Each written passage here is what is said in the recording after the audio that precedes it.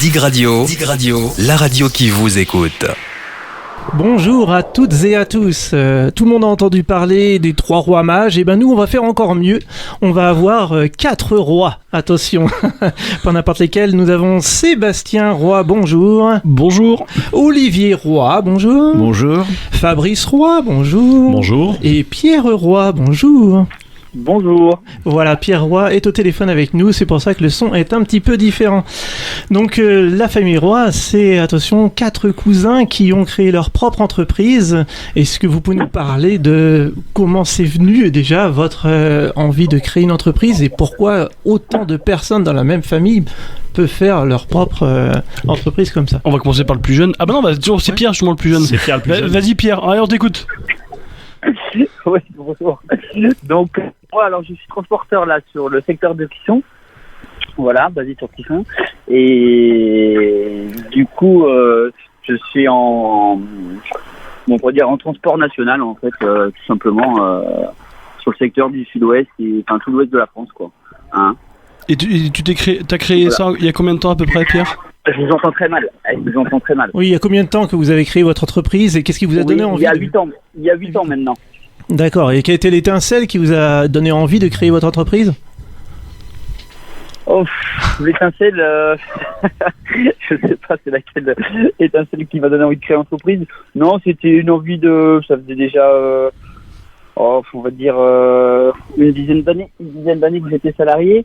Et du coup, j'avais envie de créer mon entreprise. J'avais envie d'avancer un peu plus, de voir autre chose, vraiment de faire tout un tour, on va dire, d'horizon de l'entreprise, quoi. On va dire sur le niveau de la relation client, tout, quoi. Donc, j'ai pas eu spécialement l'étincelle, quoi. C'est plus une envie d'être indépendant, d'être à mon compte, quoi. C'est pas le fait de voir tous les cousins qui ont monté leur entreprise qui vous a donné envie, vous aussi, de vous y mettre? Non, pas spécialement, parce que j'ai mon papa qui a eu son entreprise, qui a créé son entreprise, donc j'ai vu aussi comment ça se passait.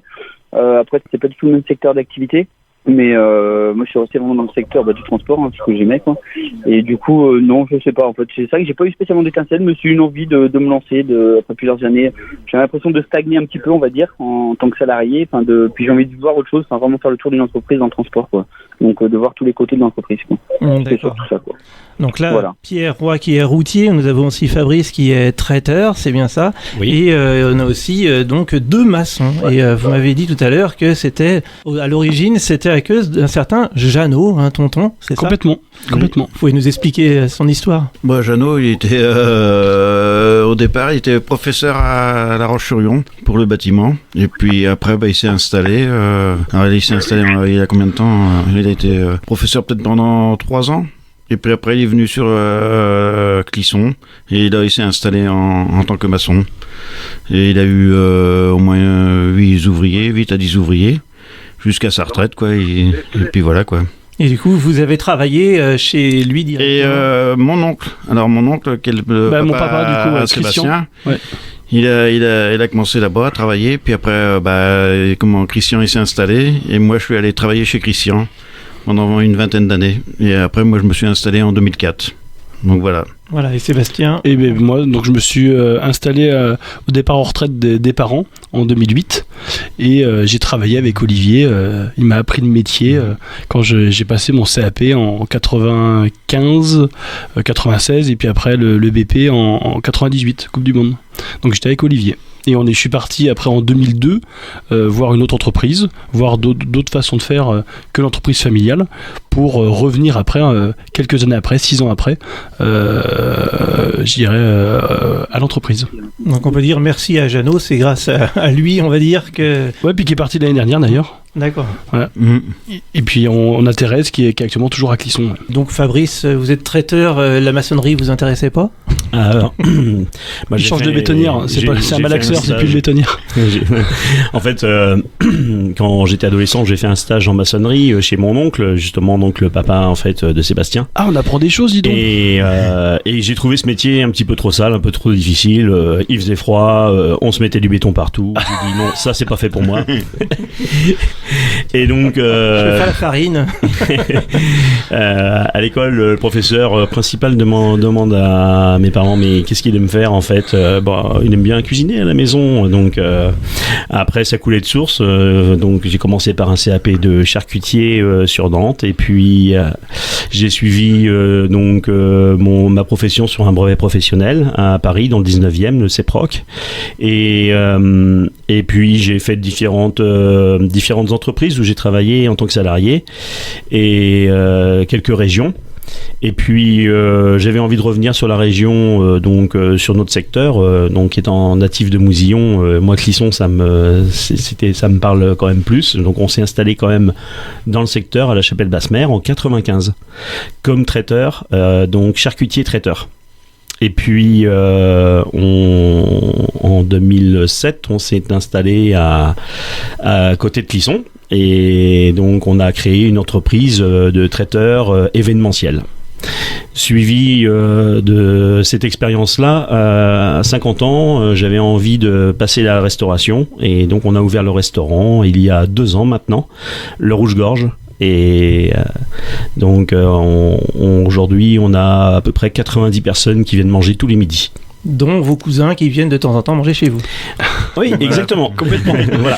C'est une bonne table, je vous la conseille. Est-ce qu'il y a des avantages, justement, le fait d'avoir la famille qui a plusieurs corps de métier? Est-ce que vous donnez des contacts? Est-ce qu'il y a des avantages et des inconvénients à être dans la famille, dans l'entreprise comme ça? Non, moi je dirais un avantage, c'est que des fois on me compare à Olive, ou on me prend pour Olive. Je suis bien chez Olivier Roy. Non, c'est Sébastien Roy. Ah mince, je voulais parler à Olivier. Bah non, c'est Sébastien. Donc voilà, c'est drôle, c'est marrant, je dirais, c'est plus marrant, mais après. Pour ma part, moi, on m'appelle jamais pour construire une maison. Non, c'est sûr. Il y a pour la crémaillère, c'est pour l'arroser la maison. Pour arroser la crémaillère, par contre, oui. Il n'y a pas de concurrence entre vous, en tout cas. Non, complètement. Non. Non, ni avec Pierre. Oui, avec Pierre non plus. On a perdu Pierre. Non, je suis là, je vous entends. Il continue à travailler en même temps qu'il parle. C'est formidable. Complètement. Et du coup, ce virus que vous avez eu tous, vous l'avez même peut-être dissipé autour de vous, parce que vous m'avez dit que vous aviez aussi des pièces rapportées, des personnes autour qui ont créé leur entreprise. Complètement. Pierre, tu pourrais parler de ta femme, ça pourrait être bien. Par rapport à l'immobilier? Oui. À son boulot? Oui.